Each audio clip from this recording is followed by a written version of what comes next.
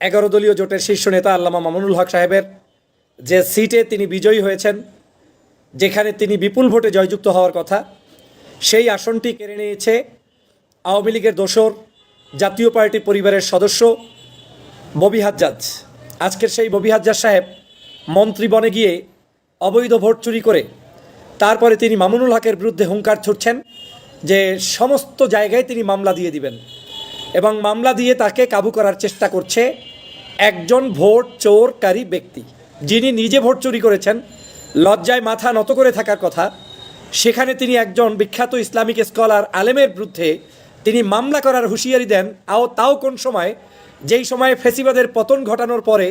স্বাধীন বাংলাদেশে আমরা বসবাস করছি,